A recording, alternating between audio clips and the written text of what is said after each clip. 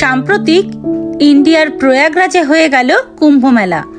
তাই যেহেতু সপ্তাহান্তের দিন, তার জন্য বসে বসে একটু এই কুম্ভ মেলারই কিছু ভিডিও দেখছিলাম। আচ্ছা, আপনারা কি জানেন যে কুম্ভ মেলা কি করে শুরু হয়েছিল বা এর পিছনের ইতিহাসটা কি? চলুন আজকে সেই সম্পর্কেই আপনাদের ছোট্ট করে একটা গল্প শোনাই। আমি লন্ডন থেকে চলে আসলাম, দেবিকা। আশা করি আমার প্রবাসী উড়োচিটি পরিবারের সকল বন্ধুরা খুব খুব ভালো আছেন আর সুস্থ আছেন। আজ এই কুম্ভ মেলা সম্পর্কে গল্প বলতে বলতে আমি কিন্তু আপনাদের একটা রান্নাও দেখাবো। আজকে দুপুরের লাঞ্চে বানাচ্ছি ধোসা। চলুন কুম্ভ মেলার গল্পটা বলতে বলতে আমি রান্নাটা সেরে ফেলি। কুম্ভ কুম্ভ কথার অর্থ হলো কলস বা পাত্র। এই অমৃত ভরা কলস বা কুম্ভের উল্লেখ রয়েছে ভগবদ্গীতার অষ্টম খণ্ড এবং স্কন্দ পুরাণে। বেলা তো অনেক গড়িয়ে যাচ্ছে, চলুন রান্নাটা স্টার্ট করা যাক। যেটা বলছিলাম, একবার দুর্বাসা মুনি দেবালয়ে আসছিলেন দেবরাজ ইন্দ্রর সাথে দেখা করতে। পথেই তার সাথে দেবরাজ ইন্দ্রের দেখা হয়ে যায়। দেবরাজ ইন্দ্র ছিলেন ঐরাবতে আরোহিত। দুর্বাসা মুনি দেবরাজ ইন্দ্রকে দেখে খুশি হয়ে তার পরিহিত ফুলের মালাটি দেবরাজ ইন্দ্রকে উপহার দেন। কিন্তু দেবরাজ ইন্দ্র অহংকার বশত সেই ফুলের মালাটি তার ঐরাবতের সুরের মধ্যে পরিয়ে দেন। তখন ঐরাবত সেই ফুলের মালাটি মাটিতে ফেলে পা দিয়ে পিষে ফেলেন। সেটা দেখে দুর্বাসা মুনি প্রচন্ড রেগে যান। তিনি তখন অভিশাপ দেন যে দেবরাজ ইন্দ্রের সমস্ত ঐশ্বর্য ক্ষমতা সবকিছু চলে যাবে। এর ফলে দেবরাজ ইন্দ্র হয়ে যায় একেবারে শক্তিহীন। দেবরাজ কথাতেই তো রয়েছে, দেবতাদের রাজাই যদি হয়ে যায় শক্তিহীন, তবে দেবলোকও তো হয়ে পড়বে একেবারে দুর্বল। সেই সময় রাক্ষসরা আক্রমণ করলো দেবলোকে এবং দেবলোককে নিয়ে ফেললো নিজেদের দখলে।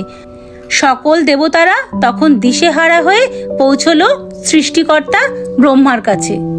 ব্রহ্মাও কোনো দিক খুঁজে না পেয়ে সকল দেবতাদের নিয়ে পৌঁছলো ক্ষীরসাগরে পালনকর্তা বিষ্ণুর কাছে। ভগবান বিষ্ণু তখন দেবতাদের বুদ্ধি দিলেন যে তারা যেন অসুরদের শক্তিকে কাজে লাগিয়ে দেবতা এবং অসুর একসাথে যেন ক্ষীরসাগরের মন্থন করেন। সেখান থেকে যে অমৃত কুম্ভ বেরোবে, সেই অমৃত পান করলে দেবতাদের সমস্ত শক্তি ফিরে আসবে এবং তারা হয়ে যাবে অমর। সেই সময় দেবতারা অসুরদেরকে অমৃতের লোভ দেখিয়ে সমুদ্র মন্থনের জন্য রাজি করান। এই সময় পালনকর্তা বিষ্ণু নিলেন তার দ্বিতীয় অবতার মানে কুর্ম অবতার এবং মন্দার পর্বতকে তার পিঠের ওপর বহন করলেন। মন্দার পর্বতের গায়ে বাসুকী নাগকে পেঁচিয়ে শুরু হয় ক্ষীরসাগরের মন্থন। একদিকে থাকে দেবতারা, আরেকদিকে থাকে অসুরেরা। এই সমুদ্র মন্থনের ফলে সর্বপ্রথম যেটা বেরিয়েছিল সেটা হলো হলাহল বা বিষ। যেই বিষ বা গরল পান করে আমাদের মহাদেব হয়েছিলেন নীলকণ্ঠ। এছাড়াও সেখান থেকে বেরিয়েছিল কামধেনু, উচ্চশ্রবা ঘোড়া, কৌস্তব মণি, পারিজাত ফুল, এছাড়াও আরো অনেক কিছু। এই মহা সমুদ্র মন্থনের ফলে সর্বশেষ প্রকট হলেন ধন্বন্তরী, হাতে তার অমৃত কলস। অমৃত কলস যেই না উঠল, সেই সময় অসুরেরা সেই অমৃত কলসকে ছিনিয়ে নিয়ে পালিয়ে গেল। সেই সময় বিষ্ণু এই বিশ্বের সব থেকে সুন্দর রমণী মোহিনীর রূপ ধারণ করে অসুরদেরকে নিজের প্রতি আকর্ষণ করেন এবং প্রচন্ড চতুরতার সাথে দেবী মোহিনী সমস্ত দেবতাদের সেই অমৃত পান করিয়ে দেন। কারণ অসুরেরা যদি অমৃত পান করেন তারা তো হয়ে যাবে অমর, তাহলে বিশ্বের অস্তিত্ব পড়বে প্রচন্ড সংকটে। এই ঘটনার জন্য অসুরেরা হয়ে যায় প্রচন্ড ক্ষিপ্ত। এই ঘটনার ফলশ্রুতি হিসেবেই দেবতা ও অসুরদের মধ্যে চলে 12 দিনের ভয়ঙ্কর যুদ্ধ। এই 12 দিন ধরে যে যুদ্ধ চলেছিল এটা কিন্তু অবশ্যই মনে রাখবেন। সবার শেষে এটা সম্পর্কে বলছি আপনাদের। এই 12 দিন যুদ্ধ চলাকালীন দেবরাজ ইন্দ্রের পুত্র জয়ন্ত সেই অমৃত কলস নিয়ে পালিয়ে যায়। আর ওই যে আপনাদের বলছিলাম না 12 দিন কথাটার একটা ঐতিহাসিক তাৎপর্য রয়েছে। দেবলোকে 12 দিন মানে মর্তলোকে সেটা 12 বছর। তার ফলে এই পুরো 12 বছর ধরে দেবরাজ ইন্দ্রপুত্র জয়ন্ত সেই কুম্ভ নিয়ে সারা বিশ্ব ভ্রমণ করেন এবং মাঝখানে মাঝখানে তিনি যেখানে যেখানে বিশ্রাম নিয়েছিলেন সেই 4টি জায়গায় এই কুম্ভটাকে তিনি নিজে হাতে মর্তে রেখেছিলেন। এবং শোনা যায় সেই অমৃত ভরা কুম্ভ থেকে অমৃত ছলকে পড়েছিল এই 4 জায়গায়। সর্বপ্রথম স্থানটি হলো গঙ্গা নদীর ধারে, জায়গাটির নাম হলো হরিদ্বার। দ্বিতীয় স্থানটি ছিল শিপ্রা নদীর ধারে, উজ্জয়িনী। তৃতীয় স্থানটি ছিল গোদাবরী নদীর তীরে, নাসিক।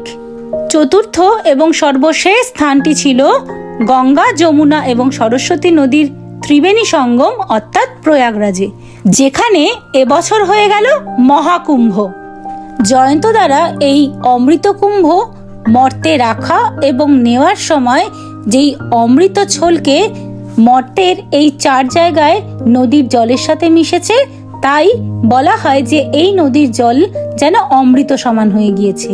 আর ওই যে আগেই বললাম না যে স্বর্গের 12 দিন মানে মর্তের 12 বছর, আর এই 12 বছর ধরে যেহেতু এই যুদ্ধ চলেছিল, তাই অ্যাস্ট্রোলজিক্যাল মতে 12 বছর অন্তর এই 4 জায়গায় এই বিশেষ তিথিতে নদীর জল হয়ে ওঠে অমৃত সম।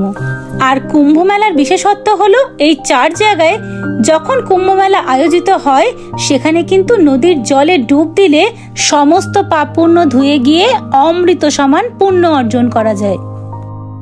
আর এই আকর্ষণেই বারংবার সারা বিশ্বের মানুষ এই কুম্ভ মেলায় একত্রিত হয়। এবার তাহলে একটু প্রয়াগের কথা বলি। মূলত প্রয়াগ কথার অর্থ হলো যজ্ঞ, বলিদান এবং তপস্যার স্থান। এটি হলো 3 নদীর মিলনস্থল, গঙ্গা, সরস্বতী এবং অন্তর্বর্তী নদী যমুনা। প্রয়াগরাজ যেহেতু 3 নদীর মিলনস্থল, তাই এটি ত্রিবেণী সঙ্গম নামেও পরিচিত। আর কথাতেই তো আছে প্রয়াগরাজ হলো সমস্ত তীর্থের রাজা। কথিত আছে এই ত্রিবেণী সঙ্গমে যদি ডুব দেওয়া যায় এই বিশেষ তিথিতে, তাহলে নাকি সব থেকে বেশি পবিত্রতা এখানে অর্জন করা সম্ভব। কারণ বলা হয় এই রাজসী তিথিতে অর্থাৎ এই বিশেষ তিথিতে নাকি দেবতারা মনুষ্য রূপ নিয়ে এই জলে ডুব দিতে আসেন। আপনারা কি জানেন ইউনেস্কো কুম্ভ মেলাকে দ্য ওয়ার্ল্ড হেরিটেজ সাইট বলে ডিক্লেয়ার করেছে। সময়ের ব্যবধান অনুযায়ী মোট 4 ধরনের কুম্ভ মেলা আয়োজিত হয় ভারতবর্ষে। প্রথমটি হয় প্রতি 3 বছর অন্তর, এটিকে বলে কুম্ভ মেলা। এই মেলাটি ভারতের 4টি শহরের মধ্যে ক্রমান্বয়ে ঘুরতে থাকে। এর পরের কুম্ভ মেলাটি হয় প্রতি 6 বছর অন্তর, এটিকে বলে অর্ধ কুম্ভ মেলা। এই অর্ধ কুম্ভ মেলা অনুষ্ঠিত হয় মাত্র 2টি জায়গায়, প্রথমটি হলো হরিদ্বার, দ্বিতীয়টি হলো প্রয়াগরাজে। এরপর প্রতি 12 বছর অন্তর অনুষ্ঠিত হয় পূর্ণ কুম্ভ মেলা।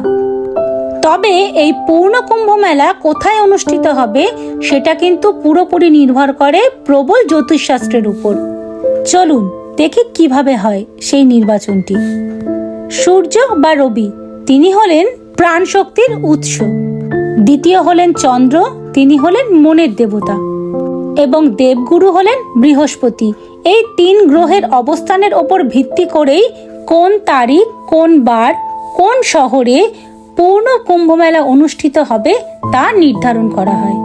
ভিডিওটির একদম শেষে বলি, এবছর প্রয়াগরাজে যে 144 বছর পর যে মহাকুম্ভ মেলার আয়োজন করা হলো তার তাৎপর্য কি। প্রতি 12 বছর অন্তর পূর্ণ 12টি কুম্ভ মেলা অনুষ্ঠিত হওয়ার পর দীর্ঘ 144 বছর পর মহাকুম্ভ মেলা আয়োজিত হয় একমাত্র প্রয়াগরাজেই। তাই প্রয়াগরাজের এই মহাকুম্ভ মেলার এত গুরুত্ব। কুম্ভ মেলা সম্পর্কে আপনাদের সাথে গপ্প করতে করতে এদিকে তো আমার বেলা গড়িয়ে গেল। আমার দুপুরের রান্না সে তো অনেকক্ষণ আগেই কমপ্লিট হয়ে গেছে, এবার শুধু খেয়ে নেওয়ার পালা। রান্না করতে করতে কুম্ভ মেলা সম্পর্কে যে গল্পটা আপনাদের বললাম সেই গল্পটা আপনাদের কিরকম লাগলো আমাকে কিন্তু কমেন্ট করে অবশ্যই জানিয়ে যাবেন। আর এই কুম্ভ মেলা সম্পর্কে যদি আপনাদের কাছে অন্যরকম কোনো তথ্য থাকে আমাকে কিন্তু কমেন্ট করে অবশ্যই জানিয়ে যাবেন, আমি কিন্তু জানার জন্য আগ্রহী হয়ে রইলাম। আর সাথে আমার রেসিপিটা কিরকম লাগলো, মানে ধোসা বানানোর রেসিপিটা, যদিও আপনারা এটা সবাই জানেন, তো সেটাও আমাকে কিন্তু জানিয়ে যেতে একদম ভুলবেন না। ভিডিওটা ভালো লাগলে একটা লাইক করবেন, শেয়ার করবেন আর কমেন্ট করে জানাবেন ভিডিওগুলো আপনাদের কিরকম লাগছে। আমাদের চ্যানেলটা সাবস্ক্রাইব করার অনুরোধ রইল, আর পাশের বেল আইকনটাকে ক্লিক করতে কিন্তু একদম ভুলবেন না। আর আমার ফেসবুকের বন্ধুদের বলছি যারা আমাদের এই ভিডিওটা ফেসবুক থেকে দেখছেন তারা চাইলে আমার ফেসবুক পেজটাকে ফলো করে রাখতে পারেন। সবাই সুস্থ থাকবেন, ভালো থাকবেন।